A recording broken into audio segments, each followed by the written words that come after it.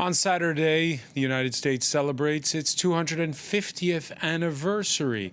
In New York, they're gearing up for an international armada with tall ships reminiscent of the bicentennial celebrations of the 200th anniversary in 1976. And in a little under 2 hours' time, the mayor, Zohran Mamdani, to make a speech. He'll be flanked by recently naturalized U.S. citizens, a nod to his strong pushback against Donald Trump's immigration policies. Well, for more, let's cross to the U.S. and Fanny Lauby, Associate Professor of Political Science at Montclair State University. It's strange optics in a way. Thank you for being with us here on France 24. Thank you for having me. It's strange optics in a way that if you will, the counter on this July 4th, the rebuttal comes not from the leader of the Senate or the House, but of the 30-something mayor of New York City. Right, that's an interesting contrast, and I think it is definitely because of some of the decisions of the Supreme Court that have come down this week, specifically the decision about birthright citizenship. I think it's no one's surprised when people say that the U.S. is very divided right now, and there are a few things that unify the country. So I think perhaps what the mayor is trying to point out is that this is a nation of immigrants. He is an immigrant himself. And I think just as birthright citizenship and pushing against it is a rallying cry for Donald Trump and for the MAGA movement, on the Democrat side, I think promoting the idea of immigration in the United States and the value of immigration is also a sort of rallying cry for that side. So I'm not really surprised that that's the particular subject that has been chosen. I think that's also one of the few things that most Americans can relate to, unless someone is, of indigenous descent. Most Americans have some immigrant ancestors, and so that is something that the majority of the nation can relate to. And do they relate to Zohran Mamdani? That's a separate question, right? I think Zohran Mamdani is not just an immigrant, not just the son of immigrants, but he also represents the new emerging wing of the Democratic Party.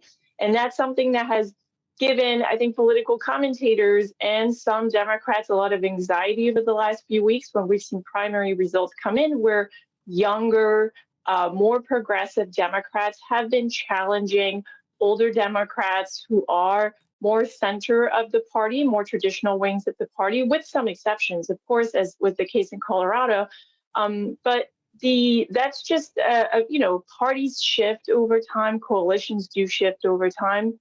So, and we've seen a lot of changes in the Republican Party over the last 15 years, where the party absorbed the Tea Party movement that emerged in the 2010, then it embraced the MAGA movement with Donald Trump. So it's not surprising to see the Democratic Party kind of respond to these shifts by changing its coalition and perhaps shedding some members, but absorbing new members and new movements that are emerging, particularly movements that are focused on affordability, immigration rights, and just generally a younger generation of voters.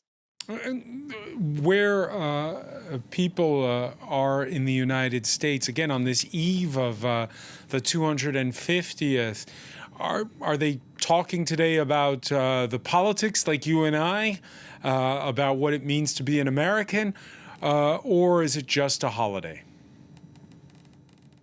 So I think most people are going to be trying really hard to avoid talking about politics because it's been such a toxic subject in the past few years. And it's going to be really difficult to do so because when we're celebrating the Declaration of Independence, the Declaration is really a long list of grievances against the British monarch.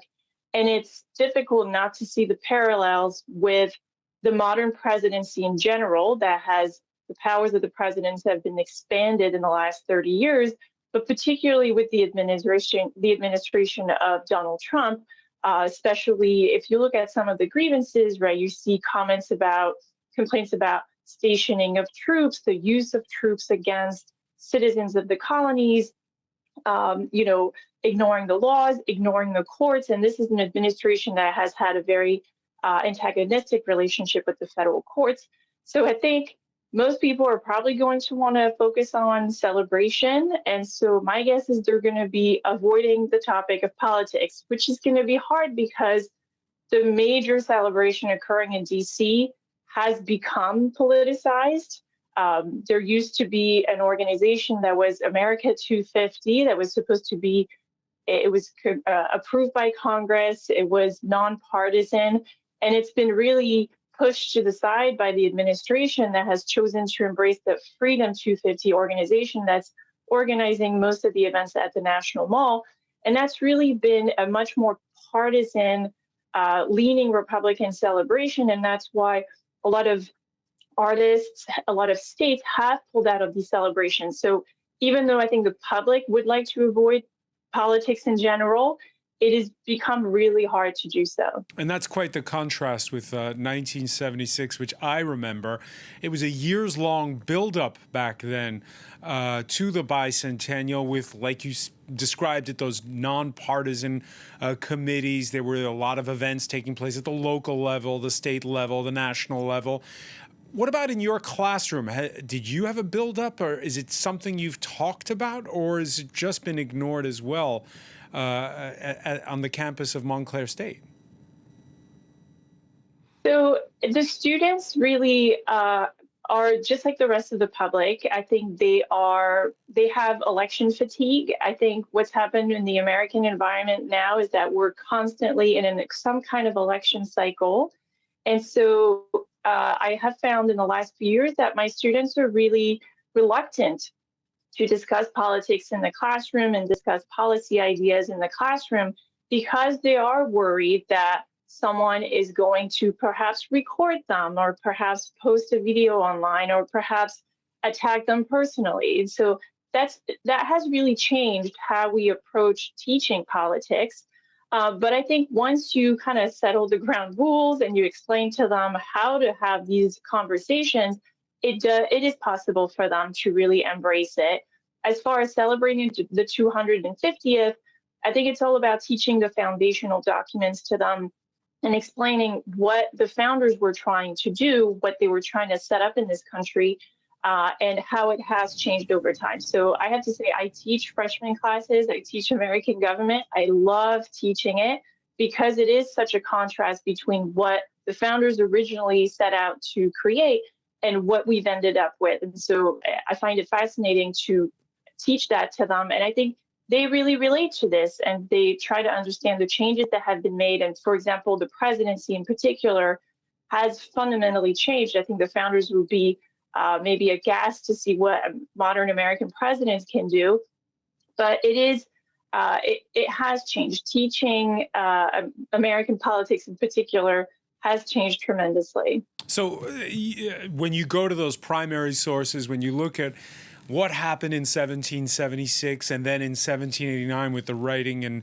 ratifying of the U.S. Constitution, you're able to get beyond that sort of self-censorship that you describe. More broadly, is the pendulum going to swing that way where people are going to be less afraid to talk about what they shouldn't be afraid to talk about in this instance? I know, right? And that's been a big debate, right, about how do we discuss different ideas on American campuses. And I think the key is really setting up ground rules. The key is really teaching students how to have a civil discourse, but also how to make an argument, right? And so if you're going to say that, okay, well, Madison was claiming this or Hamilton was claiming that, how do you back it up? And that really helps calm things down.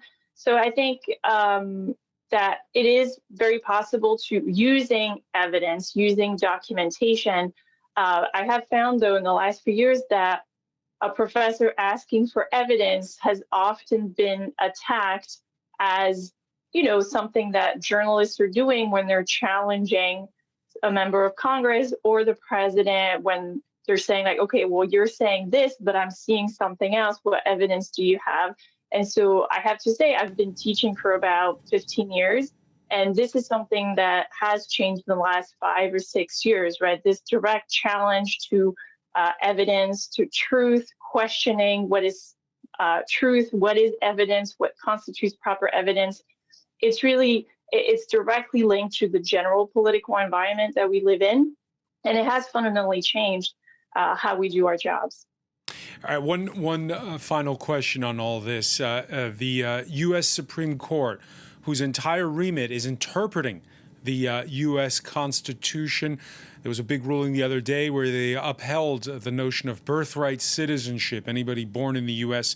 has the right to U.S. nationality, according to the 14th Amendment.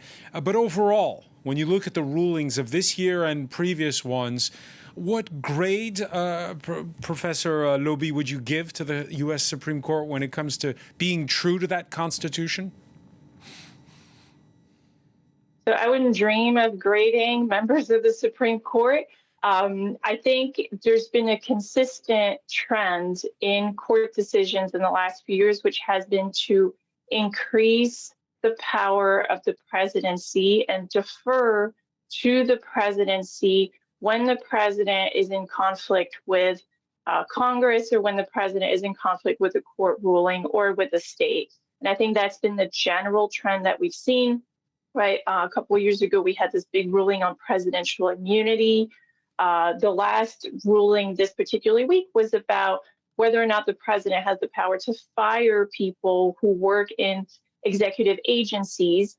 And even though there is a law by Congress that says that the president cannot do so unless there is cause, the court has said, well, that directly contradicts the independence of the executive and the ability of the president to do their job.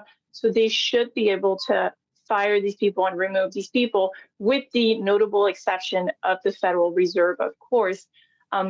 So I think I wouldn't give them a grade, but I would say clearly what has stood out is the expansion of the presidency at the expense of the powers of Congress and the checks and balances in general. Fanny Lauby, so many thanks for joining us here on France 24. Thank you for having me.